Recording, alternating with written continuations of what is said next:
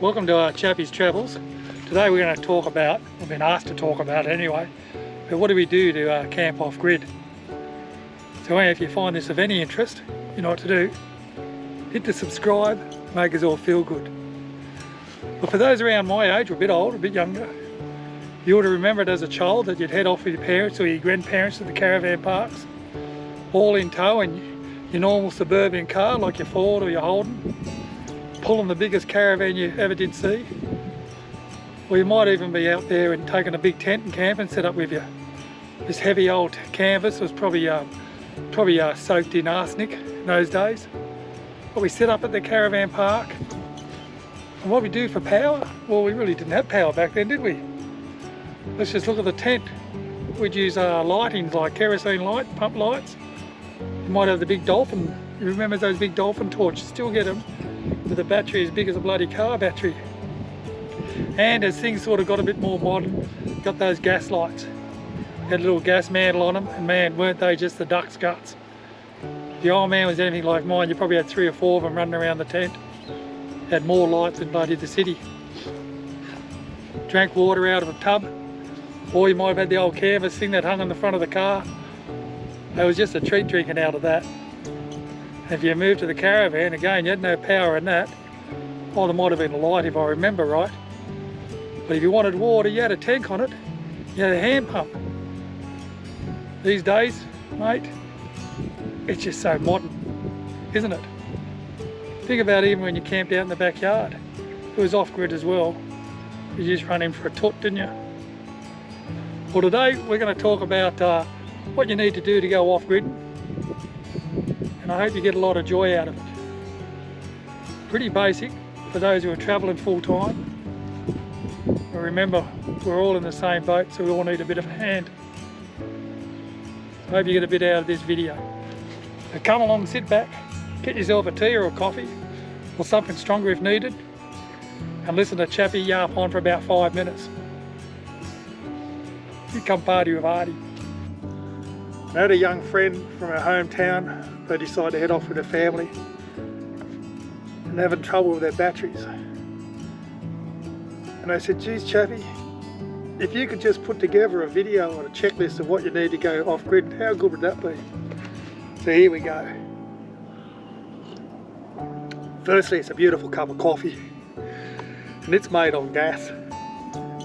Some people have inductions, which is electric, but let's start from the beginning.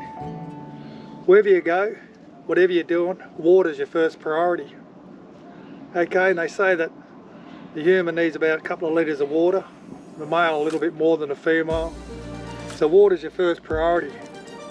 Whether it's a couple of bottles because you're going overnight, it's a 20 litre if you're going for a little bit longer, or a dirty big truckload of water. Water is the beast for survival, so don't forget that. Whether you're camping in your car, you got a swag, or you're running a snowy like we are, get yourself some shelter, and it doesn't have to be flash. Remember, this exercise of camping off grid doesn't have to be made difficult. Keep it simple, because you're going out there to enjoy nature. You're going to need some tucker to go with you. Again, you're overnight, just going overnight fishing, you might just buy a bit of takeaway, a bit of a chook, a bit of a cooked chook and have it cold. Or you might load the fridge up or your esky, whatever you're doing. But plan your meals. And don't fill it full of little junk, little bickies like this. We got this from a little birthday party we're all off grid here, and they held a 4-year-old twin's birthday party. But Chappie got some bickies.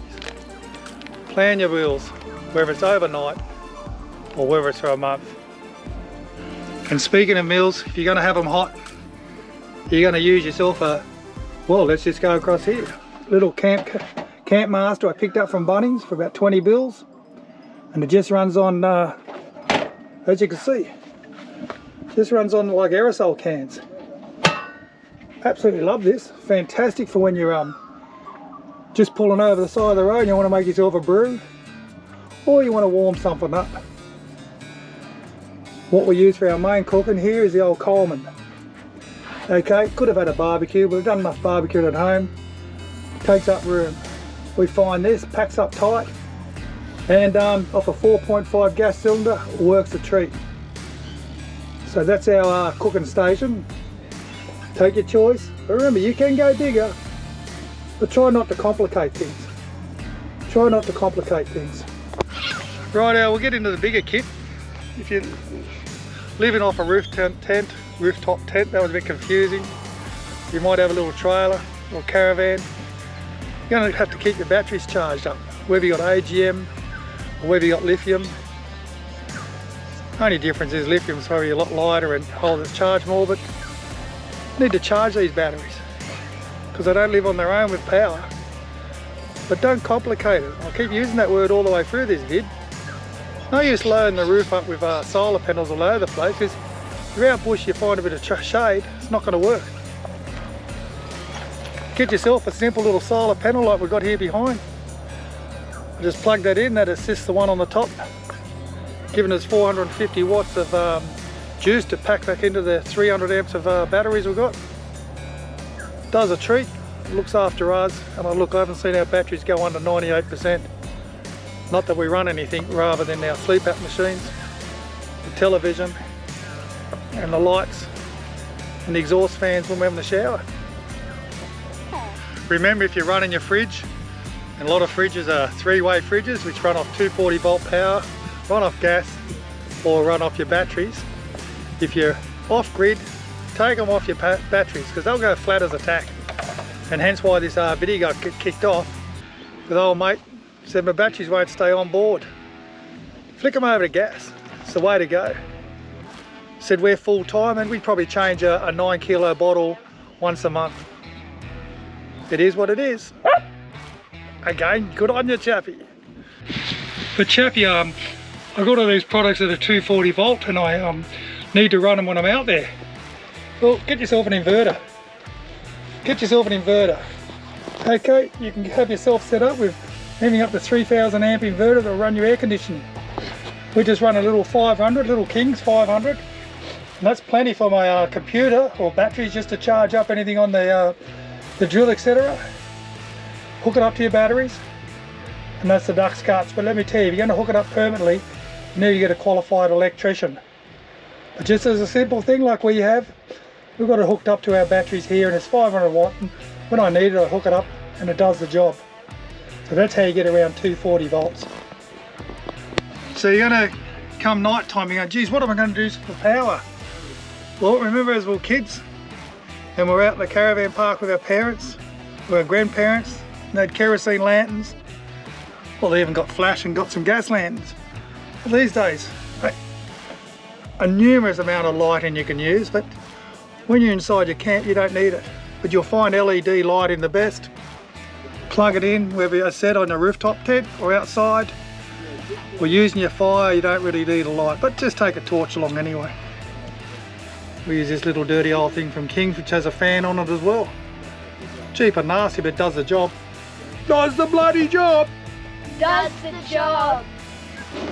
Now you can hear that hissing and huffing back there. Well, we live in luxury even though we're off grid. And that's the gas heater cooking up the water so Ali can have a shower. Yeah, that's right. You don't have to do it rough when you're off grid. But you have a bit of a shower, you can buy wipes or whatever you need, or find a river, give yourself a bit of a scrub.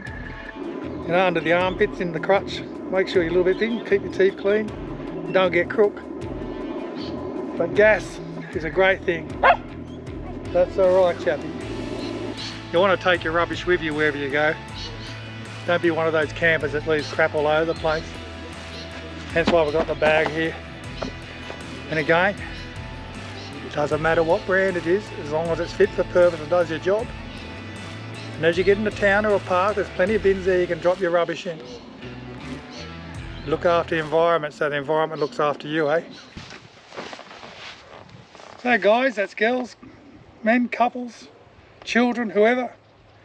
In conclusion, try not to complicate things. Don't look at the next door neighbour and say, oh golly, they got this, so we need that. Do what you need, and depending on what your budget is, work within your budget. Because the main point of travelling is for you to enjoy yourself. You want to take that stress away of trying to match the Joneses or whatever else. See, we drive around in a a Kia Ssangyong, a Ssangyong Muso, which is a Korean SUV, or not SUV, dual cab. Absolutely love it. Picked it up for under 45,000. Mate, pulls 3.5 tonne. I won't be doing any extreme type of caravanning, but I know it's going to last me longer than what the warranty is, which is 7 years, unlimited kilometres. Get yourself a bit of kit, keep it simple, make yourself handy. If you're out in the paddock, you need to be handy, because a lot of things you'll be doing yourself. As you can hear the dogs in the background, we're actually staying at a farm stay. Great spot up here in Townsville. So make yourself handy, get yourself out there, enjoy the animals in the background, and let's go through them together. First thing you need to prioritise is your water, then it's your shelter. What are you going to be sleeping in or camping in? From then, okay, let's go to what we're going to be eating. Got to do your meal prep. How you're going to store your tucker, whether it be just in a little foam esky, right up to a compressor fridge, or whatever it is. Now power, okay, whether it's a small battery in the back of your truck, or one in your torch, whatever your stage is, just be chilled with it, as long as it does the job for you. Whack that solar on the side, take a bit of portable solar, because that's your god at the moment, that's the sun. Everything else is just hoo-ha, hoo-ha. So you get out there, you have some fun, you got any questions, you just hit me up on them. Don't forget to subscribe. Maybe there might be a few more handy little workshops along the way. Get out there and travel. We've got the best country in the world, man. Get out of suburbia. And again, thanks for watching Chappie's Travels.